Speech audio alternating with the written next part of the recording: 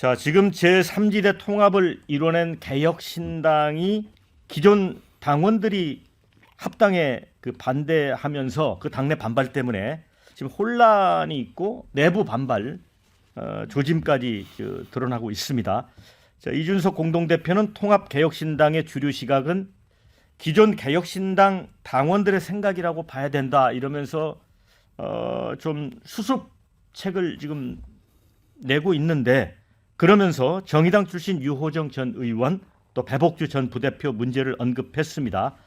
이제 두 사람은 각각 페미니즘 또 전장년이란 두 키워드에서 이 대표가 걸어온 길과 좀 상충되는 측면이 있죠. 이 대표는 유 전 의원의 사상이나 정책이 좋아서 영입한 게 아니라 합당 과정에서 개혁신당 당원이 된 거다. 그러니까 유호정 의원이 이제 새로운 선택 그쪽 당원이었는데 이제 합당이 됐기 때문에 그렇게 된 거다. 그래서 아마도 앞으로 당내 주류로 자리 잡기는 어려울 거다. 이런 얘기까지 했습니다.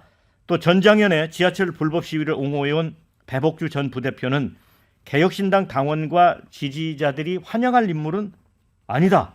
개별 인사 입당을 막을 수는 없지만 법적 대표인 내 권한 내에서 공직 후보자 추천이나 당직 임명 가능성은 없다. 이렇게 단언을 했습니다. 최근 개혁신당의 기존 당원들의 이탈을 의식해서 이를 막기 위한 고육책으로 보입니다.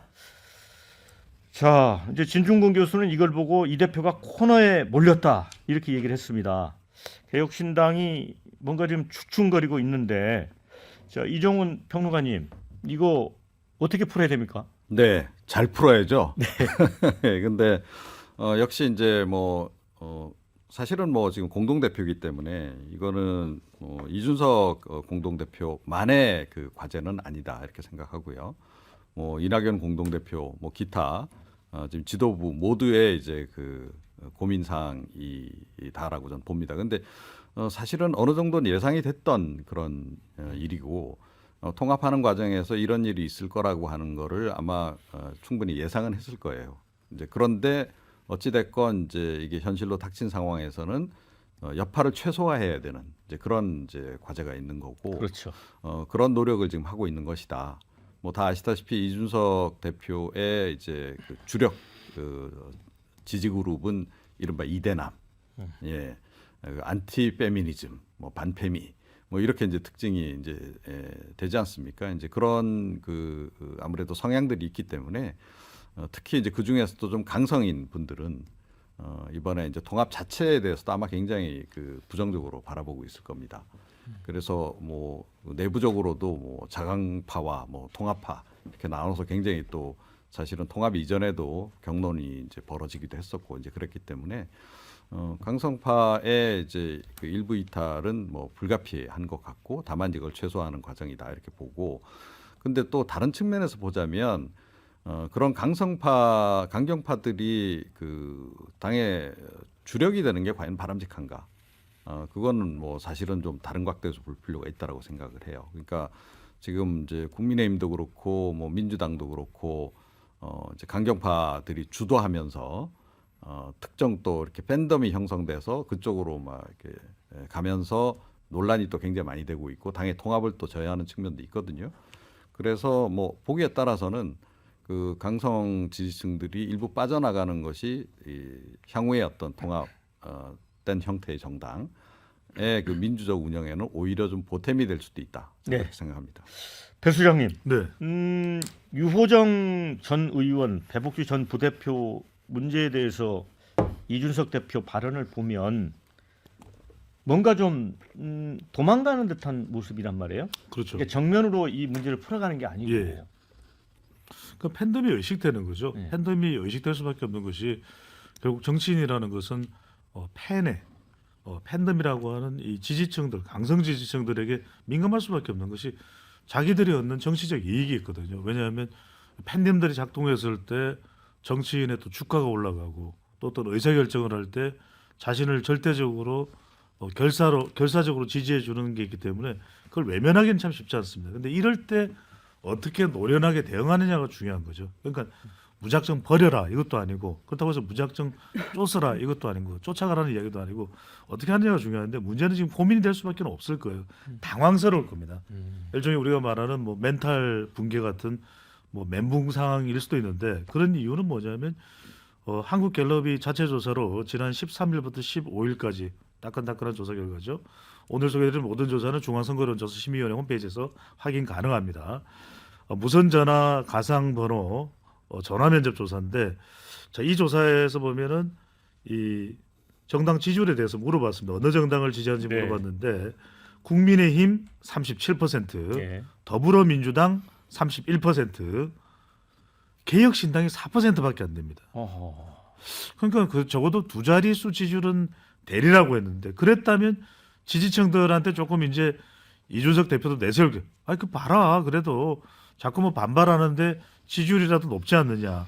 개혁신당이 근데 4%고 녹색 정의당이 2%고 또 무당층은 24%니까 무당층이 그렇게 확연히 개혁신당 쪽으로 옮겨오지 않았다는 거예요. 그러네. 근데 여기서 중요한 건 이건 결합 진통입니다. 결합되면은 아직 개혁신당의 이름도 낯설고 이런 현상이 있을 수 있는데 여기에서 이제 사실은 노련한 게 필요합니다. 이준석 또 이낙연 두 사람의 케미가 필요한 거죠. 이준석 대표는 당황스럽죠. 지금 강성 지지층들이 아니 준석이 형 왜 그래? 그럴 줄 몰랐어. 난 예. 이젠 더 이상 못 따라가겠어. 류호정을 받아들인단 말이야. 어떻게 된 거야? 형 정신 차려. 막 이런 상황이거든요.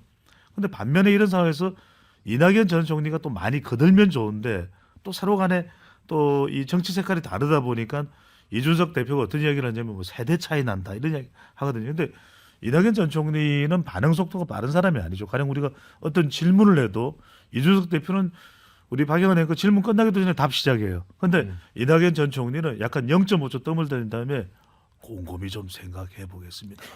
세네카가 말했습니다. 세네카는 정치는 기다림의 연속이라고 해요. 근데 이런 게 다르단 말이에요. 그러다 보니까 이런 상황에 이른바 가치연대가 나와야 되는데 이럴 때 필요한 게 사실은 말을 줄이고 뭔가 우리가 어떤 걸 더 위에다가 지붕 위에 뭘 세울까가 중요합니다. 그래야 좀 더 폭넓게 따라올 수가 있는데 아직까지는 당황스러운 기색이 역력한데 짧게 이제 정리를 하겠습니다. 자, 문제는 뭐냐면 이제 한 달 동안에 이걸 수습해야 돼요. 그러니까 수습을 못하면은 빅텐트 효과가 안 나옵니다. 어떻게든 꿀케미를 만들어야 되는데 꿀케미를 못 만들면 이른바 이탈이 이루어지기 때문에 이럴 때 좋은 방법이 제가 우리 시사 1번지는 컨설팅까지 해드립니다. 어떤 거냐면 이준석 대표가 말을 좀 줄이고 이낙연 공동대표는 말을 좀 빨리 하고 그 다음에 외부로 공식적으로 나가는 건 두 사람의 대변인을 세우면 됩니다. 네. 금태섭 전 의원, 그 다음에 허나 전 의원 이 두 사람이 말이 좀 정제돼 있어요. 그리고 격하지가 않아요. 그러니까 이 두 사람을 대변인으로 내서 가급적이면은 내용은 이 두 사람의 입을 통해서만 나갈 수 있도록 이렇게 하면은 한 달이 지나면 그러면 이준석 대표를 좋아했던 팬들이 그러면 딴 사람을 좋아하겠어요? 한 달 지나면 나 생각해 보니까 형 마음 이해할 것 같아. 시사 1번지 들어보니까 이해가 되네. 이렇게 하면서 돌아올 수도 있는 거죠. 네. 자, 이거 데이터상으로 보더라도 지금 여론조사 지지율이 4%밖에 안 잡히는 걸 보면 급히 서둘러서 이제 큰 텐트를 쳤는데 한쪽 기둥이 무너지고 있는 상황으로 볼 수도 있는 것 같아요. 우리 광래경 부위원장님 이거 어떻게 보세요? 그런 것 같아요. 저희는 이제 청년 위원들 입장에서 저희 나이대에 보면 사실은 막 양당에 막 싸우고 지지고 볶고 하는 거에 약간 질려 있는 상황에서 네.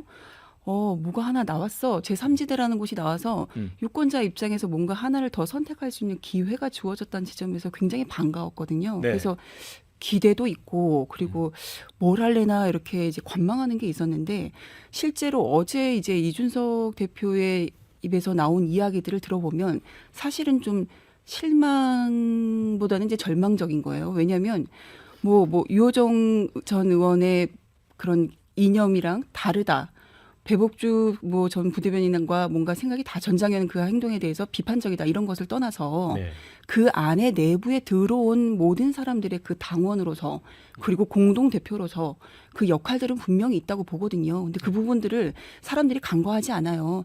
누가 들어왔느냐도 중요하지만 누구랑 어떻게 통합해서 가는지도 다 지켜보고 있는 가운데 저희가 볼 때는 이낙연 대표도 그렇고 우리 이준석 대표도 그렇고 실제로 주류와 비주류를 논하면 안 된다고 봅니다. 네. 주류와 비주류 이야기가 나오는 순간 개혁신당의 그 의미는 진짜 개혁을 위해서 나가야 되는 뭔가를 비전을 보여줘야 되는데 네. 그런 측면에서는 조금 실망적인 부분이 있고요. 그래서 저도 배 소장님 말씀대로 사실은 그 말씀은 꼭 드리고 싶어요. 그러니까 이준석 대표께서 직접 이야기하지 않아도 되거든요.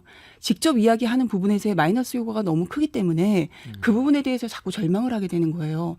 누군가의 편을 가르고 주류와 비주류를 나누고 그게 공동대표의 입에서 나온다는 부분은 과히 기대했던 만큼의 그릇은 아닌 것 같습니다. 네. 그래서 그 빅 텐트 안에서의 어떤 역할들을 분명히 구분해서 좀 비전을 보여줬으면 좋겠고 그 비전 안에서 있다 보면 지금의 마이너스된 부분들도 다시 뭔가 효과를 볼 수 있는 날이 있겠지만 지금 시간이 많지 않거든요.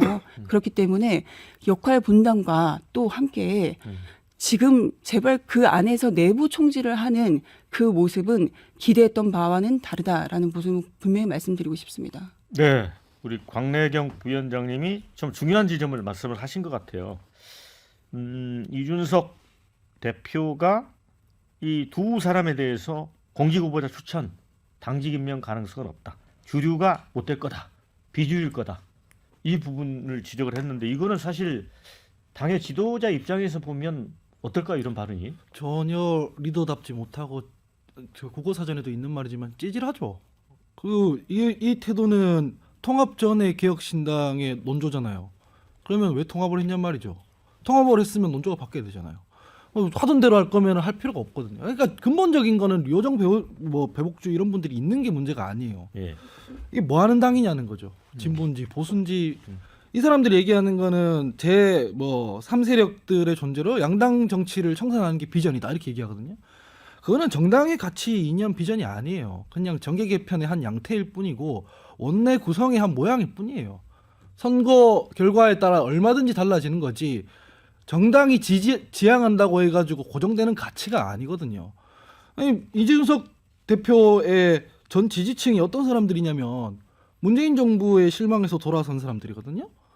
젠더 문제, 대북 기조 이런 것 때문에 돌아섰는데 합당한 사람들은 이낙연 총리를 비롯해서 문재인 정부의 핵심 인사들이잖아요. 문재인 정부에 대해서 뭔가 평가나 청산이 있는 게 아니잖아요. 예. 그러면 가치와 노선이 다 흐트러지잖아요. 기존에 있는 게.